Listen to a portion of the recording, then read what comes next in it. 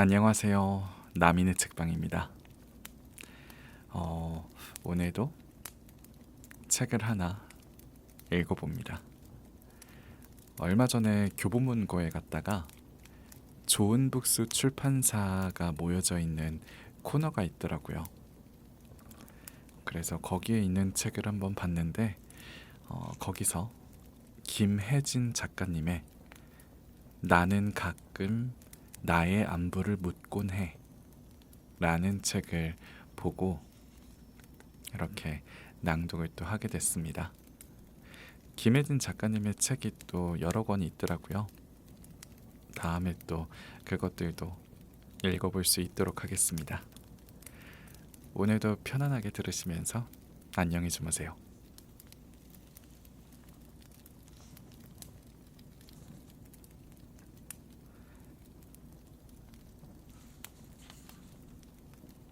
제목: 우린 조금 느릴 수도 있어.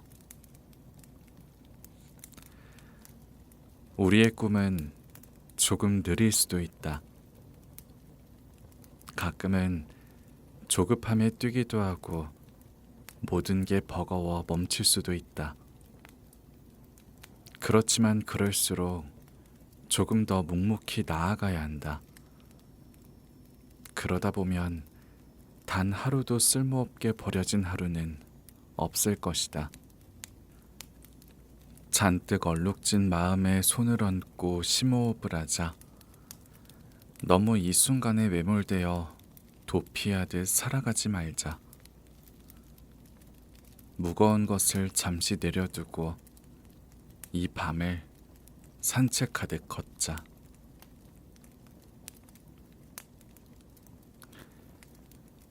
제목: 미리 상처받지 않기. 우연히 고등학교 3학년 때 썼던 일기장을 보다가 딱 한 줄만 적힌 페이지에서 시선이 멈췄다. 미리 상처받지 않기. 과거와 지금 나는 여전히 고쳐지지 않는 나의 고질병 같은 단점을 알고 있다. 너무 많은 생각에 잠겨 사는 것. 끊임없는 걱정은 내 새벽을 움켜쥐었고 매번 오지도 않은 결말을 상상하고 상처받기 쉽게 무른 마음을 생성했다. 그렇게 쌓인 과한 걱정들은 늘 머릿속에 불협화음을 냈다. 19의 나는 어떤 상처를 미리 생각했을까? 떠올리려 해도 가늠조차 되지 않았다. 결국은 마음이 얼얼해질 만큼 신경 썼던 일들은 시간이 지나면서 기억도 나지 않을 만큼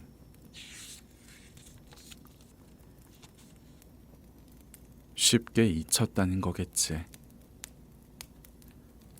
곰곰이 생각해보면 나는 미워할 이유를 무언가로부터 찾는 게 아니라 나 자신에게 찾게 될 때가 대부분이었다. 그래서 조금이라도 마음을 덜어내는 연습이 필요했고 최대한 노력해서 뾰족해져 있는 마음들이 마모될 때까지 그럴 수도 있다는 마음을 새겨야 했다. 미리 상처받지 않기. 오늘날의 일기에도 이 짧은 문장이 적혔다. 그때를 지나온 지금도 나는 거듭 괜찮아지려 노력해야 한다. 내 마음속에 사는 겁이 나를 쥐고 뒤흔들까봐 자꾸 덜어내고 한 발자국 떨어져서 나의 마음을 지켜야 한다.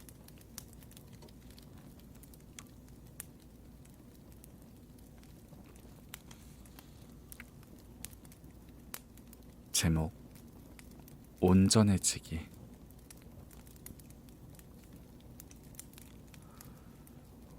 어디로 가는지도 모른 채 행복을 기대하지 말 것. 지나치는 순간에 너무 오래 머무르지 말 것. 가기로 했으면 뒤돌아보지 말 것. 무엇보다 내가 행복해지는 일에 게으름 피우지 말 것.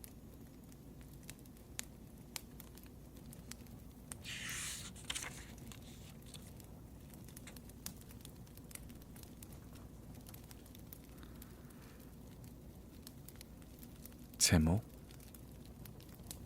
어른이 된다는 건.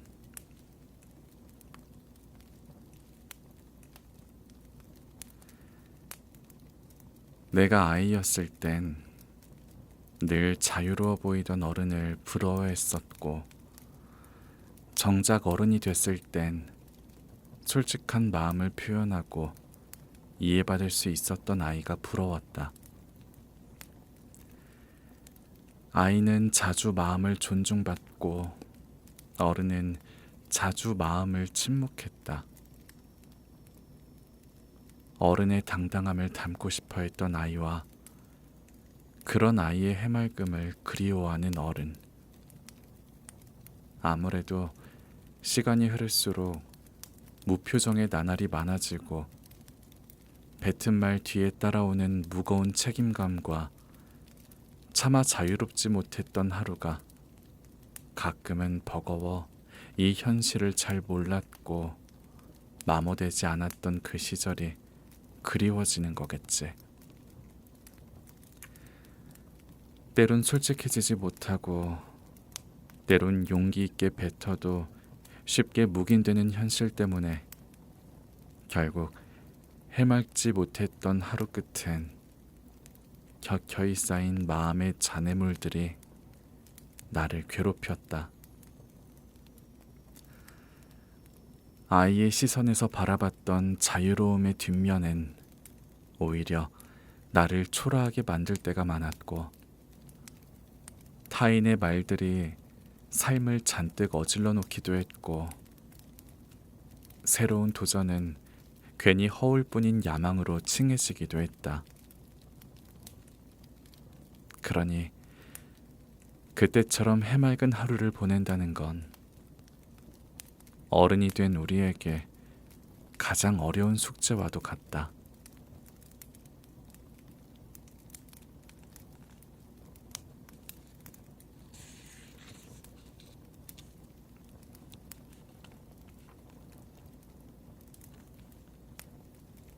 제목: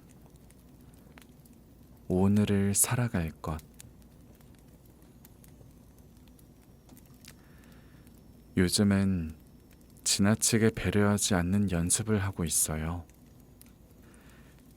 예전엔 늘 누군가를 배려하느라 정당한 권리를 포기할 때가 많았는데, 결과적으론 그 배려가 나를 놓치며 살아가게끔 하더라고요. 누군가를 위했던 마음이 그 사람에게 나를 이용할 권리를 쥐어주려 했던 게 아니었는데도 어느새 나는 만만하고 당연한 사람이 되어 있을 뿐이었어요. 나를 지킬 수 있는 적당한 선을 두고 적절하게 스며드는 순간들에 만족하려고 노력하고 있어요. 먹고 싶은 것을 먹고, 보고 싶은 것을 보고, 하고 싶은 일을 하면서 타인에 대한 마음보다 자신에 대한 마음을 조금 더 챙기려고 해요. 생각이 복잡해지면 잠드는 시간을 밀어내려 하지 않아요. 그럼 긴 불면을 낳기 마련이고 오늘을 잃어버릴 수도 있거든요.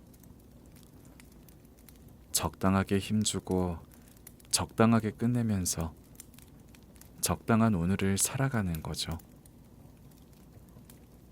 누구보다 내가 잃어버렸던 나의 삶에 초점을 맞추고 내가 내 삶의 주인이 되는 거예요. 나는 나와 마주할수록 더욱 단단해지고 온전해질 거예요. 우리 가장 중요한 자신을 잃지 말아요.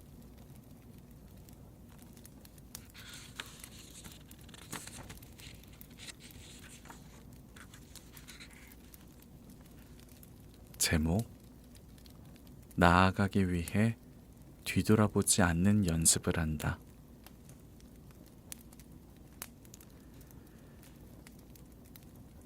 내 청춘은 겁쟁이였다.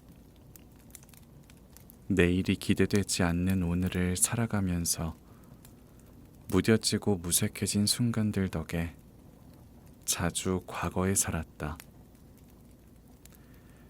새로운 것들을 삶에 들이는 빈도는 줄어들고 마음이 편해지는 안정적인 것들을 찾아다녔다.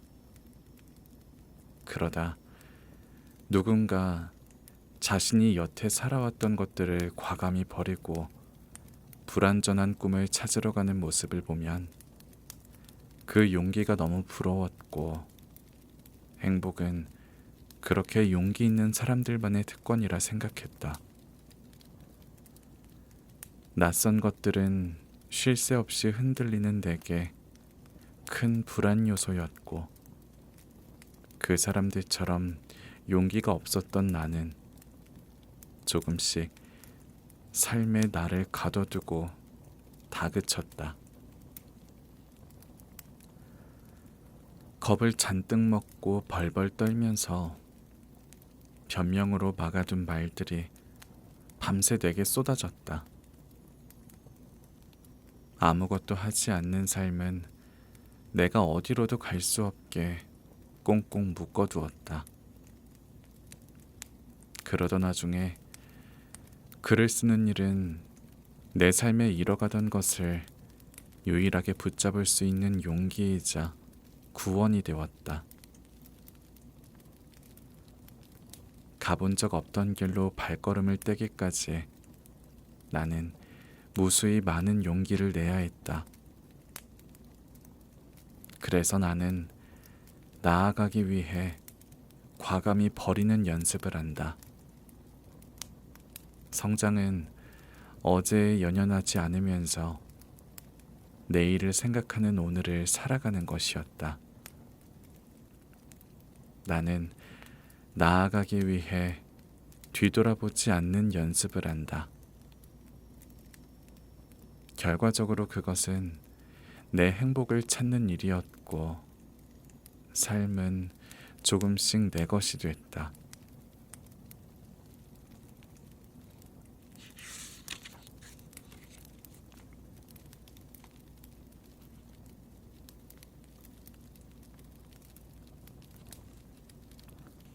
제목: 쉼표. 혼자인 휴일이 익숙해질 때쯤, 휴일에 하고픈 것을 나열하다가 창문 너머로 한창인 햇살을 보고 바다를 가야겠다는 생각을 했다. 가는 김에 혼자 누릴 수 있는 것들은 다 해보고 가득 채워진 여행 같은 하루를 보내고 오자 마음먹었다. 당연하듯 걸렀던 아침밥을 간단히 챙겨 먹고 빨래를 돌렸다.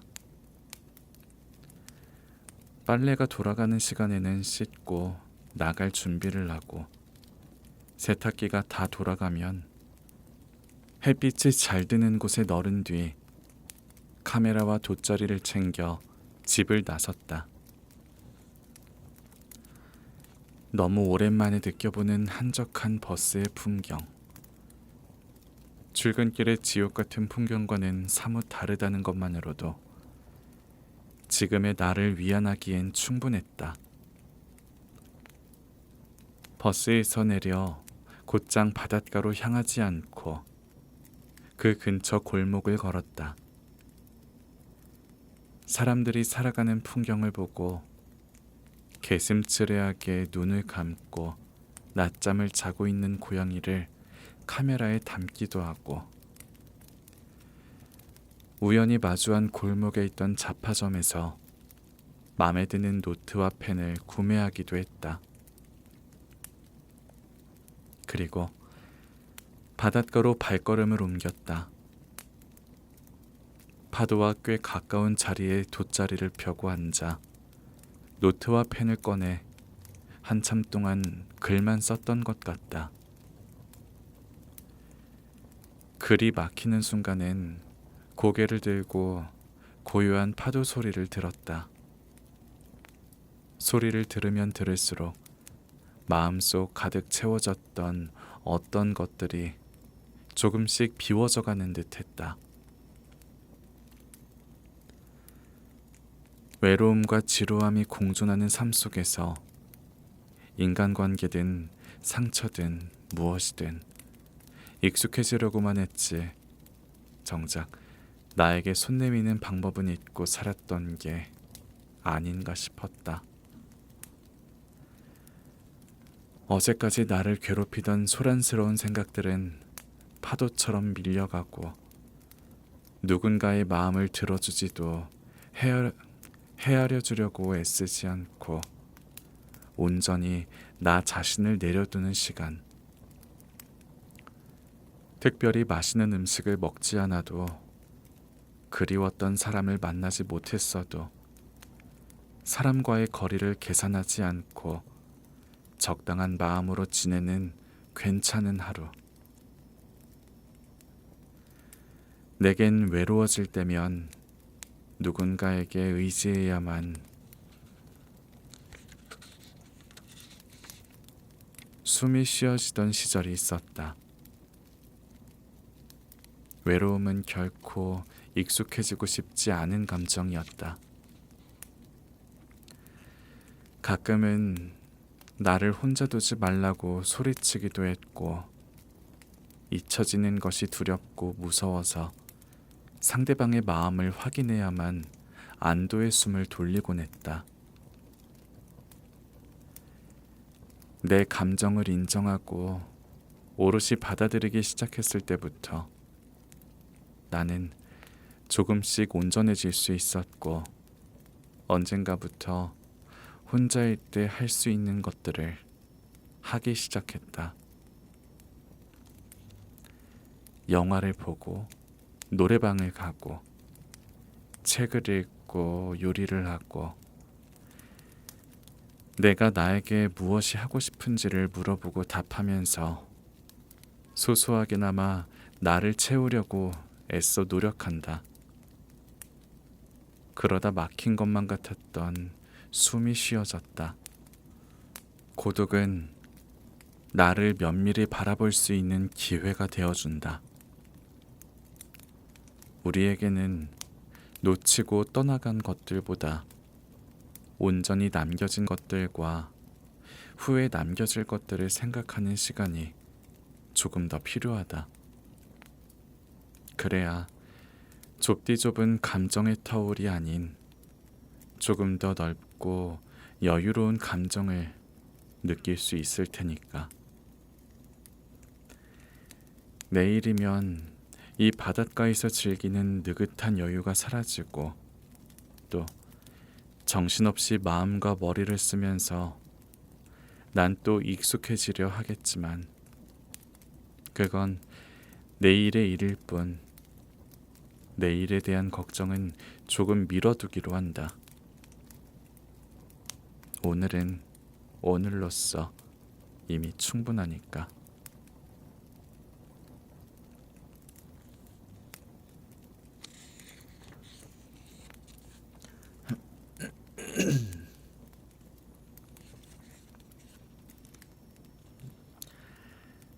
제목 조그만 어른.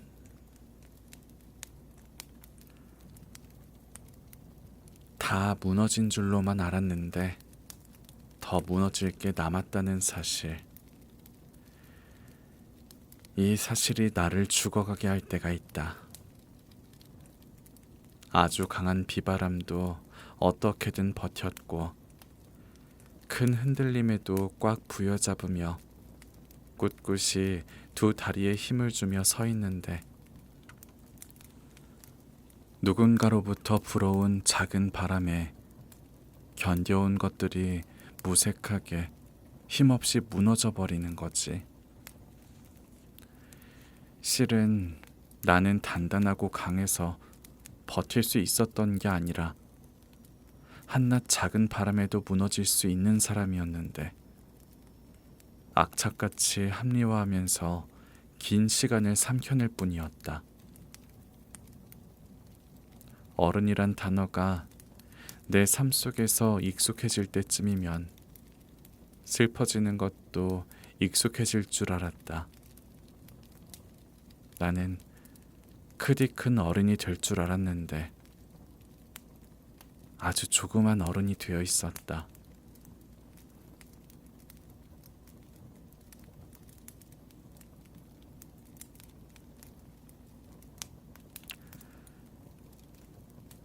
제목 마음에 새길 것 1. 새어나오는 말이 많을수록 그만큼 말실수할 확률도 높아진다. 2. 영원할 줄로만 알았던 관계도 놓아지는 순간이 온다. 3. 주저없이 달려와 줄 사람이 단 한 명이라도 있다면 충분한 삶이다. 4. 주는 것에 의미를 두자. 주는 만큼 받는 것에 연연하면 쉽게 불행해진다. 5.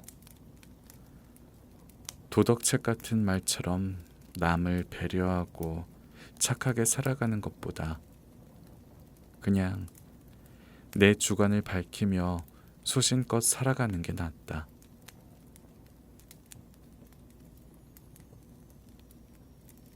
6. 소신은 지키되 상대방의 의견을 존중하고 이해하려는 자세도 중요하다.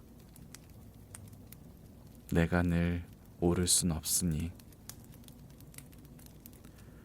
7. 화려한 삶은 어디까지나 SNS에서만 존재할 뿐이다. 8. 마음껏 울고 다시 일어설 수 있다는 건 강하다는 증거다. 9. 불합격은 결코 실패가 아니다. 10. 세상에 정해져 있는 행복 따위는 없다.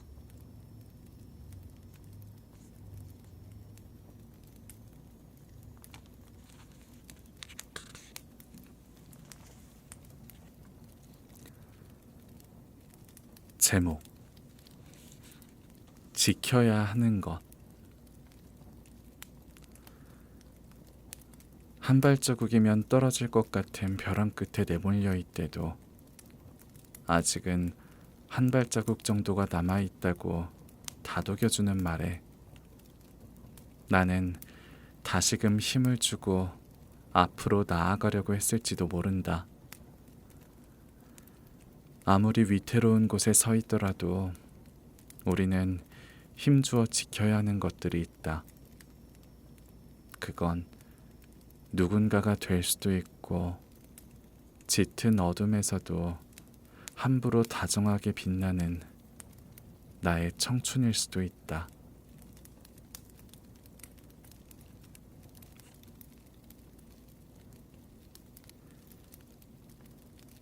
제목 여전히 살아내는 것이 서툴다.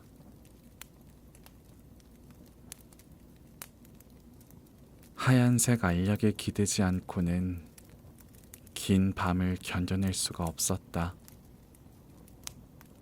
아무도 다그치지 않은 새벽임에도 나는 무서웠고 새벽 끝자락의 하늘에 색감이 지겨워 울기도 했다.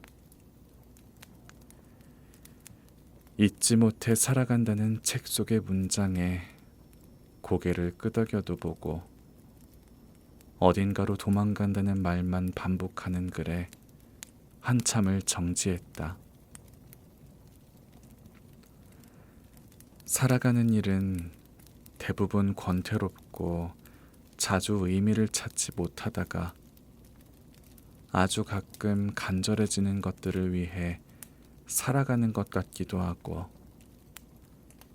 그 의미를 찾아보라고 이 어려운 숙제를 내준 것 같기도 하고, 너무너무 살고 싶을 때 죽고 싶다 말하기도 하네.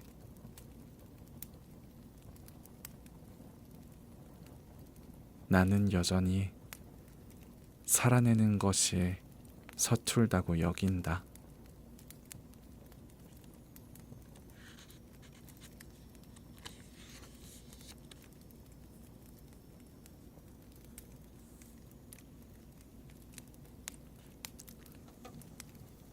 제목: 혼자만의 바다. 사람들에겐 저마다 얕고 깊은 바다가 존재해. 그곳엔 모두가 잠들었다 해도 끝없이 밀려드는 파도가 있어. 우린 지금 자주 일렁이고 자주 부서지며 흠뻑 빠지고도 죽지 않을 정도의 숨을 쉬면서 살아내는 중인 거야. 때마다 이뤄야 할 것들은 나를 무너뜨릴 거고, 나는 파도 칠 때마다 넘어지지 않게 거듭 다리에 힘을 주어야겠지. 그래도 부서지는 날과 잔잔한 날은 함께 오지 않으니까 나는 조금 외로워도 언젠가 찾아올 잔잔한 바다를 기다릴 수밖에 없어.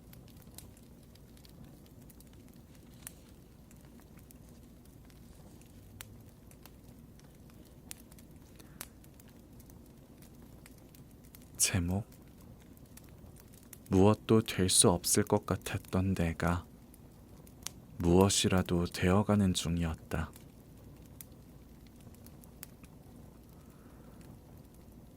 엄마, 나 잘하고 올게. 그날은 나의 19 수능 날이었고, 집을 나선 후 발걸음이 닿은 곳은 학교가 아닌 고속버스 터미널이었다. 막연했던 꿈에 한 걸음 다가섰던 순간이었으며, 내 삶이 벼랑간 뒤바뀔 거라는 전조현상이었다. 나의 10대는 오로지 음악이 전부였다.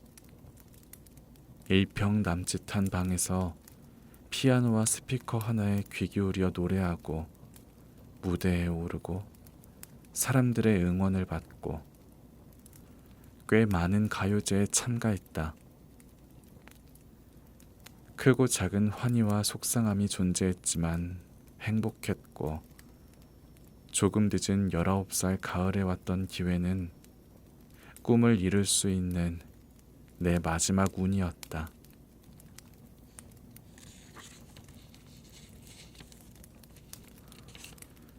그곳의 사람들은 내게 웃어주지 않았다. 사람들에게서 쏟아진 비웃음과 조롱의 말들은 그때 내게 너무 크게 다가왔고, 나는 내가 사랑했던 음악에게도 기대지 못할 정도로 외로운 날들이었다. 결국 나는 그들과 한 무리가 되지 못한 채 그곳에서 내팽개쳐져야 했다. 오랜 시간 꾸었던 꿈을 20살을 넘겨서 그만두게 됐고, 낯설었던 서울 바닥에서 꿈을 놓고 뒤돌던 내 앞엔 쥐어진 게 아무것도 없었다. 나는 음악 말고는 아무것도 할 줄 모르는 아주 작은 사람이었다. 어떤 공부를 시작해야 하는지, 어떤 마음으로 내일을 살아야 하는지, 어떻게 다시 꿈을 꾸어야 하는지, 길이 없는 숲에 덜렁 놓인 기분이었다. 이곳에선 지금 당장 내가 할 수 있는 게 없는데 다시 가족이 있는 곳으로 내려갈까 싶었지만 쉽게 발이 떨어지지 않았다. 엄마 아빠의 기대와 걱정에 면목이 없었다. 조금이라도 무언가가 되지 않으면 내려가지 말자고 다짐한 채 그렇게 서툰 서울살이를 시작했다. 20살의 겨울, 이곳저곳 아르바이트를 하면서 간간히 살아오다가 처음으로 운 좋게 취업을 하게 됐다. 큰 기업의 계열사였고 꿈꾸던 세상과는 전혀 접점도 없던 생애 첫 회사에 다니며 나는 직장인이 됐다. 아침 9시에 출근을 하고 저녁 6시면 퇴근을 했다. 간혹 야근이 있는 날이면 거의 녹초가 되다시피 몸이 무거웠고 회식이 있는 날이면 자꾸 정신을 차려가며 어린 나를 무시하던 과장님의 꼰대 같은 말들을 들어야 했다. 대학도 나오지 않고 어린 나이로 입사했던 나는 그곳에서도 가볍게 무시를 당하기 일쑤였다. 주어진 일은 때마다 잘 처리해야 했고 눈치는 남들보다 빨라야 하며 거듭 긴장을 놓지 않으려고 허리를 꼿꼿이 폈다. 그렇지만 사람들의 말들은 기어코 고개를 숙이게 만들었고 나는 어딘가에 낙오되고 있는 사람 같았다. 하루는 퇴근 버스를 타고 가다가 내 앞에 앉아있던 모녀의 대화가 들려온 적이 있었다.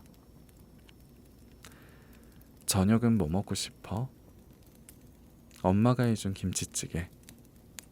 그래, 그럼 집 앞에 정육점 들러서 돼지고기 사서 가자. 좋아.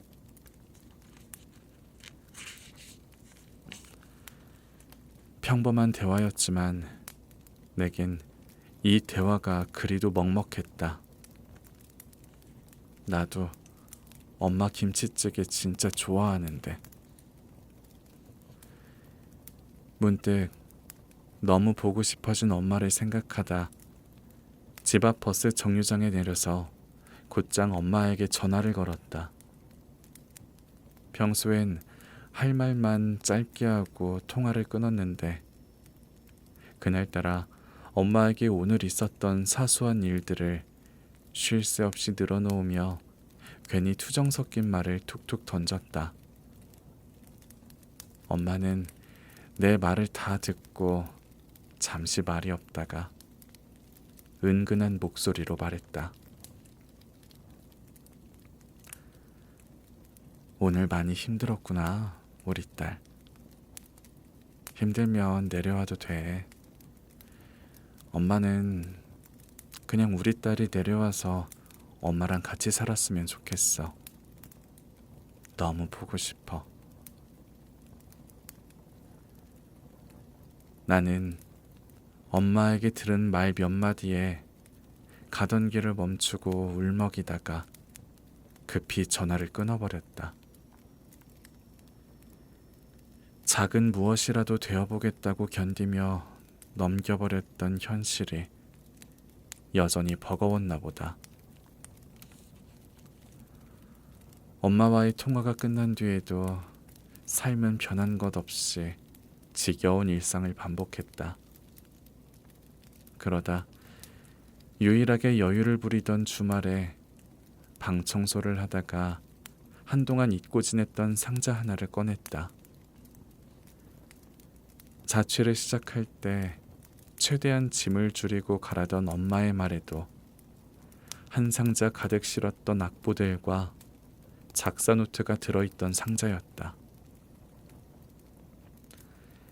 그 속엔 내가 꿈꿔왔던 몇 년의 노력들이 빼곡했다. 내가 적어둔 수많은 가사를 처음부터 다시 읽기 시작했다. 그러다가 문득 이건 내가 놓지 않고 지금도 여전히 할 수 있는 게 아닐까 싶은 생각이 들었다. 어쩌면 일기처럼, 가사처럼, 그날그날 삼켜둔 마음을 글로 표현하다 보면 조금이라도 이 감정이 덜어질지도 모르겠다는 생각에 그날로부터 매일 노트 몇 장을 꽉꽉 채우는 편지 같은 글을 쓰기 시작했다. 어린 날의 나는 공부는 그리도 싫어했으면서 이상하게도 글을 쓰는 시간을 좋아했다. 가만히 앉아서 진득이 책을 읽는다거나 선생님의 목소리를 따라 필기를 하거나 이런 것을 잘 하지 못했던 내가 초등학교 6학년 때 처음으로 참가한 글짓기 대회에서 운 좋게 입상을 했다. 제출하기 전 마지막 문장을 적고 마침표를 찍는 순간에 느껴지던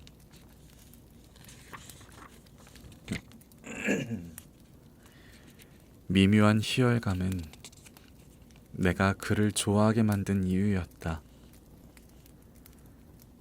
고등학교 1학년 때 또 한 번의 글짓기 대회에서 입상을 하게 됐을 당시에 담임 선생님은 내게 남들과는 조금 다른 감성을 지닌 것 같다고 말씀하셨고 처음으로 대견스럽다고 하셨다. 그 말은 그때의 내게 특별하게 와닿았다. 그토록 좋아하던 음악을 포기하고 내가 다시는 무엇도 될 수 없을 것만 같았을 때 무심코 다시 봤던 가사 노트를 따라 다시 펜을 들었던 그 기점으로 내 삶은 또 한 번 바뀌고 있었다.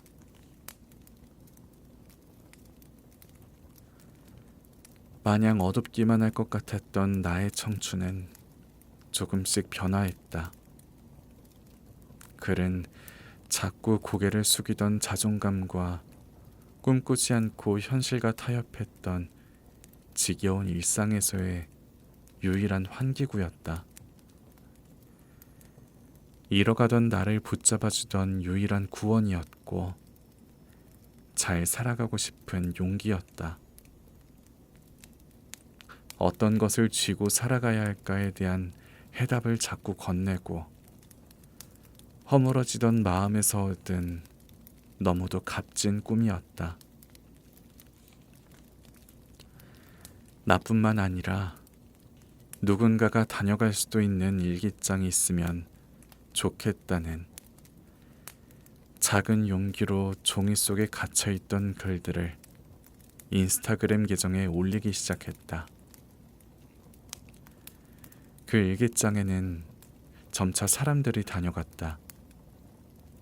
처음엔 한두 명, 그러다 수십 명, 어쩌다 몇백 명. 그리고 더 나아가서 몇만 명의 사람들이 다녀갔다. 꺼져가던 젊은 날의 불씨가 되살아났다. 무엇도 될 수 없을 것 같았던 내가 무엇이라도 되어가는 중이었다.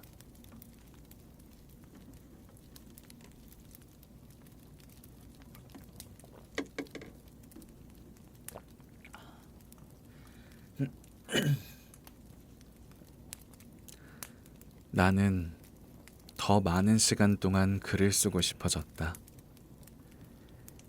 잃어버린 시간을 끄집어내어 적고 순간순간을 담아내는 일을 하고 싶다는 두 번째 꿈이 생긴 거였다.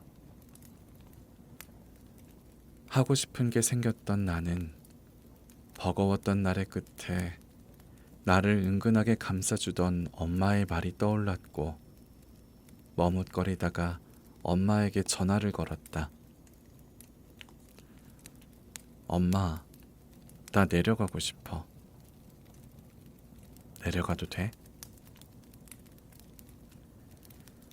내가 22이 되던 해의 봄, 서울에서 부산으로 가는 심야 고속버스에 몸을 실었다.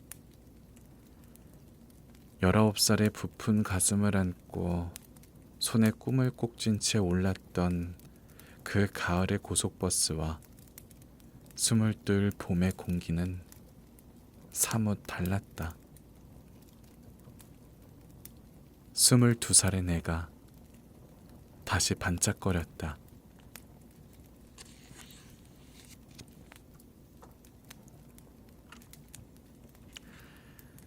제목: 나를 잃어버리지 않기. 남들만큼 살아가려다가 상처투성이가 된 발을 모른 채 하고 억지로 걸었던 적이 있다. 지금 내 나이가 되면 대단한 어른이 되어 있을 거라고 감히 믿었던 나의 어린 날. 누군가는 높은 대학에 들어가고, 누군가는 데뷔했고, 누군가는 대기업에 취업하고, 누군가는 모은 돈으로 유럽 여행을 갔다. 나는 내가 이루지 못한 것을 이미 이룬 사람들의 삶이 부러워질 때면 불안을 키우고 타인의 삶을 기준 삼아 나를 비교할수록 마음이 시소처럼 내려갔다.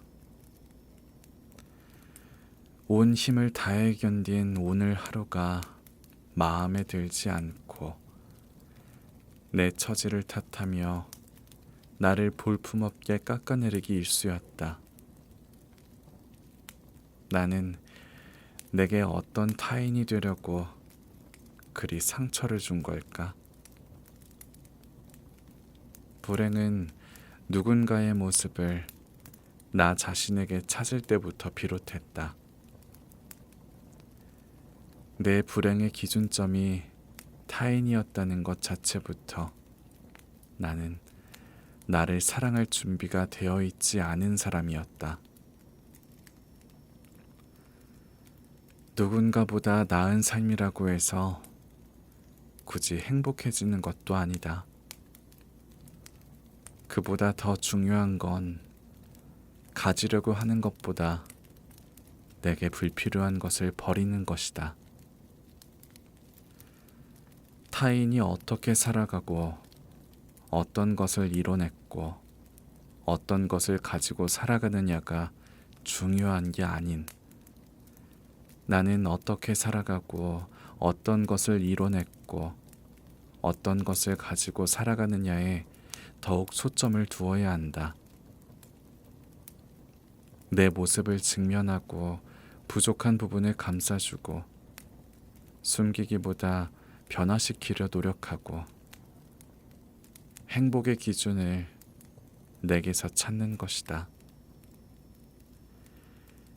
내 삶의 주체가 내가 되지 못하면 결코 나는 행복해질 수 없을 테니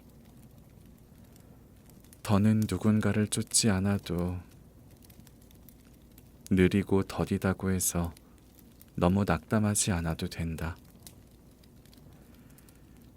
삶에서 중요한 건 나 자신을 잃어버리지 않는 것이다.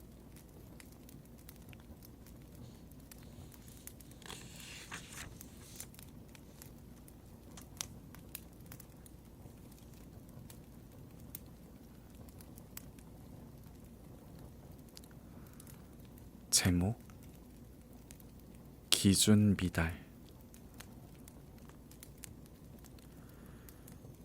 도통 정리되지 않는 삶을 살다가 퇴사를 했다.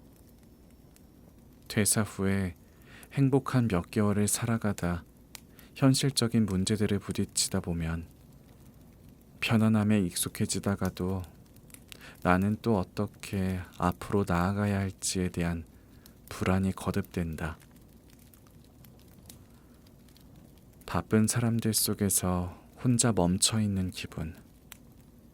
나는 잠시 쉬어가는 것뿐이라며 정리되지 않던 삶에 숨 한 번 불어넣는 거라며 합리화했음에도 남들의 시간이 나보다 앞서가는 것 같은 기분을 지울 수가 없다. 이내 새벽 내내 취업 공고를 뒤적거리다가 잠들곤 했다. 사람들은 내게 물었다.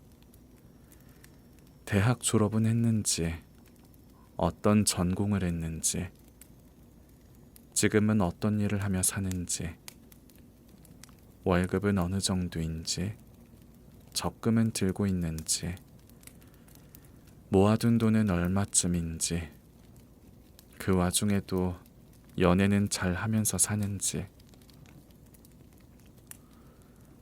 어느 정도 삶의 균형이 잡혀 있을 거라는 전제하에 날이 갈수록 늘어가는 질문들. 내가 살아온 삶이 거듭 초라하게 느껴져야 했다. 사람들이 말하는 그 질문에 내가 어느 정도 부합해야 하나 싶어서 숨도 고르지 못한 채로 살아왔으나 정작 나의 삶은 그 기준에 미달이었다. 남들의 알람 소리에 깨어 차마 잠이 다 깨지도 못한 눈으로 맞지 않는 신발을 신고 급히 뛰었고, 어느새 내가 하고 싶은 것을 찾아댈 시간도 주지 않은 채 세상의 틀에 나를 맞추고 있었다는 것을 알게 됐을 때 나는 퇴사를 선택했다. 적지 않은 나이, 그 기준이 뭐라고? 무엇을 위해 살아가느냐가 더 중요한 것임에도 자주 불안하고 조급하고 하루를 채우려 끙끙대는 일. 과연 나는 진짜 무엇을 위해서 아등바등 살아갔던 걸까?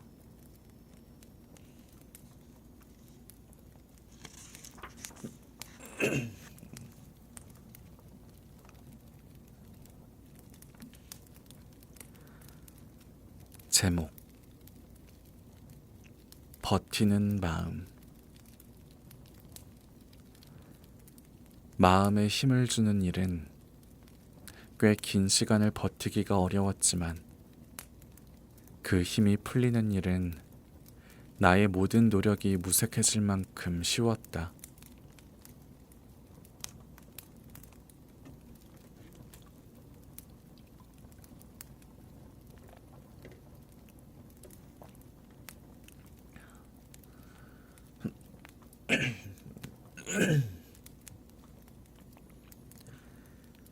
제목, 엄마로부터 온 편지.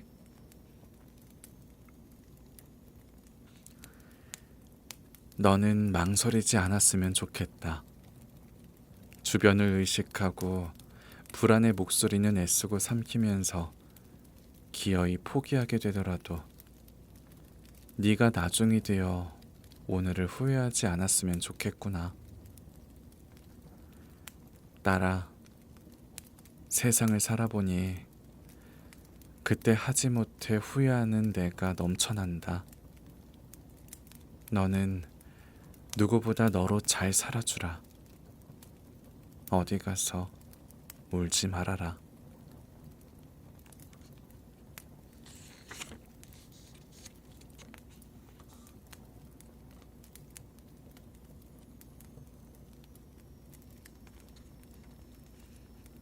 제목, 소음 같은 말들.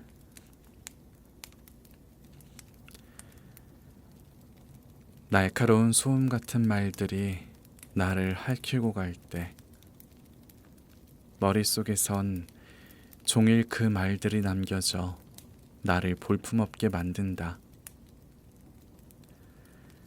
어딘가에 털어두기엔 너무 작아 보이고 아무리 털어도 남겨져 있는 물기처럼 불필요한 말들이 내내 들러붙는다. 그냥 대수롭지 않게 넘겨. 말만큼 쉬울 수 있다면 얼마나 좋을까. 나 자신이 단순한 사람이어서 저런 말들을 쉽게 잊고 살아간다면 나의 밤은 평온할 수 있을지도 모른다. 누군가 자신의 값싼 우월감을 위해 나를 핥히는 말에 무뎌지고 무뎌지다 보면 나는 좀 견딜만 하고 결국은 아무렇지 않아질까?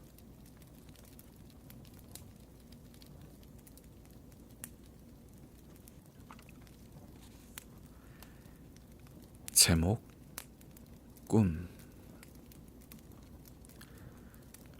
미래에 대한 계획이 있어? 무엇으로 밥 벌어먹고 살아갈지에 대한 방안. 뭐 그런 거. 헛된 낭만으로 살아가기엔 너무 배고픈 현실이잖아. 처음 글을 쓰겠다고 말한 후부터 지금까지 꽤 많은 사람들이 나에 대한 우려와 충고를 빙자한 쓴소리를 서슴없이 휘둘렀다. 한동안 나도 밥벌이를 두고 고민을 했던 적이 있다. 글을 쓴다는 건 그리 배부른 삶을 선택하는 건 아니었으니까. 내가 정말 대단한 글을 쓰는 사람이 되거나 사람들에게 더 많이 읽히지 않는 이상 현실에 타협하면서 살아가야 하지 않을까에 대한 기로에서 꾸준히 고민했다. 내가 가는 길이 늘 정답이기만을 바라지만 간혹 틀어지는 삶이 될 수도 있고 내 기대와 계획과 달리 나는 점차 가난해지기만 할 수도 있다. 많은 사람들이 미래에 세워둔 자신의 형상과 가까워지기 위해서 오늘을 희생하며 살아가고 있었고 나도 그것에 대한 걱정과 불안을 늘 쥐고 살고 있었다.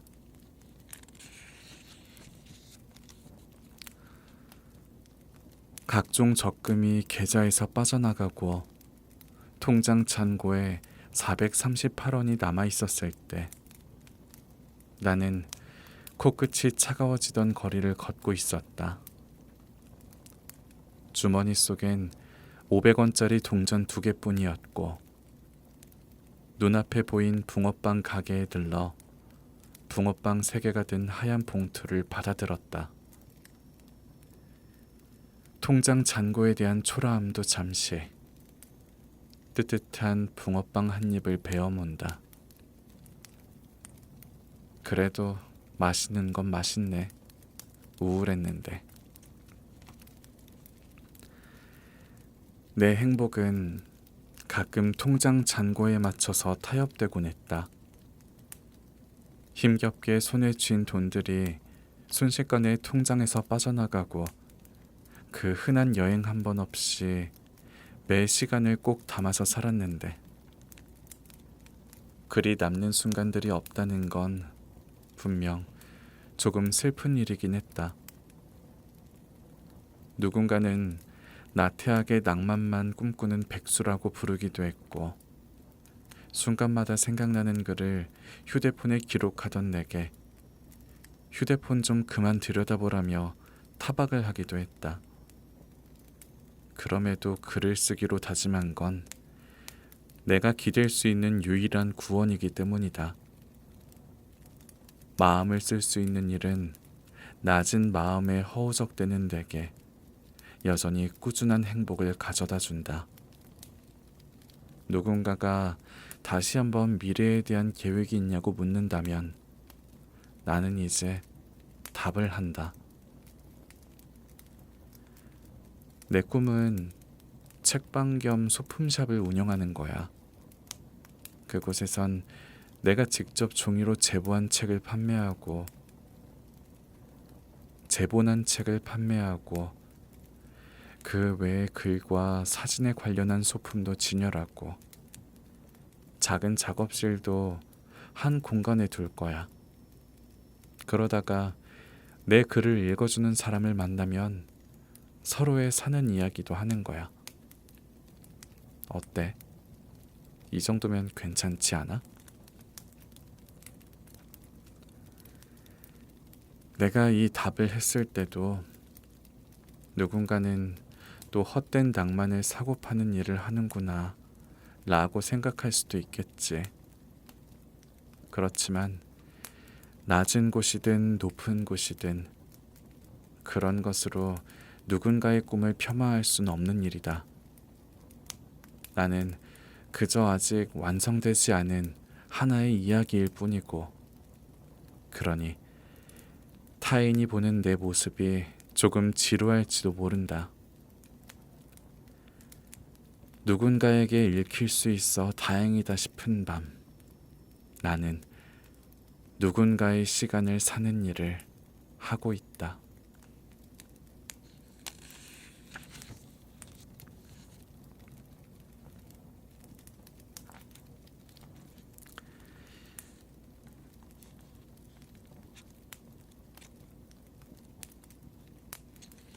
여기까지 읽어보겠습니다.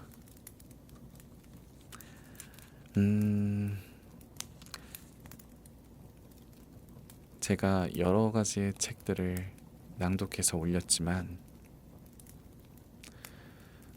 에세이가 상당히 많았습니다.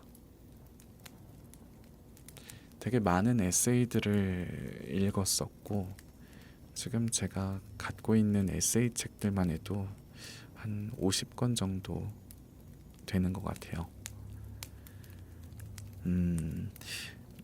되게 많은 에세이들을 읽으면서 정말 가끔씩 한 번씩 되게 공감이 정말 많이 되고 내 이야기 같고, 그리고 좀 마음에 스며드는 그런 글들을 되게 좀 가끔씩 봤어요.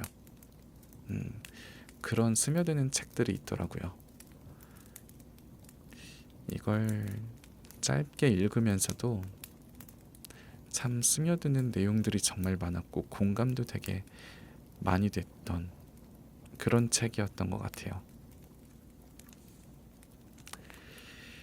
좋은북스 출판사의 나는 가끔 나의 안부를 묻곤 해, 김혜진 작가님의 책입니다. 저는 정말 추천합니다. 제가 읽어왔던 에세이 중에서 저는 5손가락 안에 든다고 생각합니다. 아니요, 3손가락 안에 든다고 생각합니다.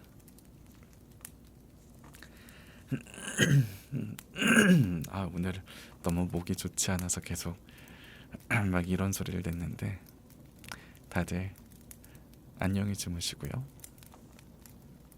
나중에 이 책도 한번 보셨으면 좋겠습니다. 그러면 들어주셔서 감사합니다. 다들 안녕히 주무세요. 안녕.